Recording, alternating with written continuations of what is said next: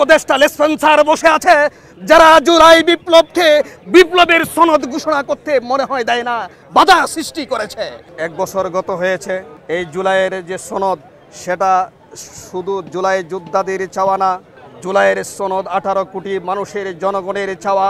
এই জুলাইয়ের সনদ বাংলাদেশের সার্বভৌমত্ব, বাংলাদেশের সংস্কৃতি, বাংলাদেশের অস্তিত্ব নিয়ে প্রশ্ন আছে।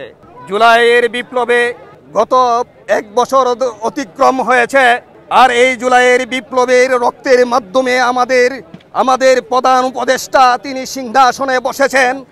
আর আমাদের জুলাই যোদ্ধা সহ 18 কোটি জনগণ এই পেশি স্বৈরাচার শেখ হাসিনা সরকারকে এই বাংলার মাটি থেকে উৎখাত করেছে, যিনি 15 বছর ধরে গুম খুন হত্যা করে এই বাংলাদেশের মানুষকে অতিষ্ঠ করে দিয়েছিল।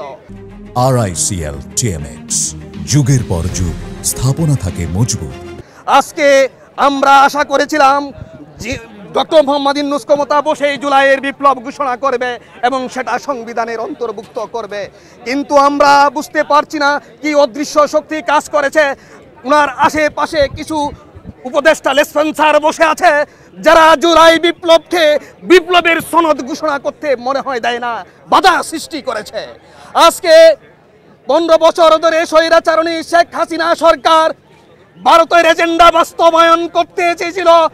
এদেশের জনগণ তার স্বাধীনতা সার্বভৌমত্ব রক্ষার্থে মহাকালের মহানায়ক বীরশ্রেষ্ঠ আবু সাঈদ বুকের তাজা রক্ত দিয়ে এদেশের মানুষের স্বাধীনতার রূপকে একটি স্বাধীনতার রূপকে যেভাবে তিনি প্রকাশ করেছেন এবং দ্বিতীয় স্বাধীনতার যেভাবে অর্জন করেছে, সে মহাকালের মহানায়ক বীরশ্রেষ্ঠ আবু সাঈদকে আমি আজকের এই মঞ্চ থেকে আত্মার মাগফিরাত করি এবং তারই পাশাপাশি যে 2000 শহীদ যারা রক্ত দিয়েছে তাদের আত্মার মাগফিরাত কামনা করি।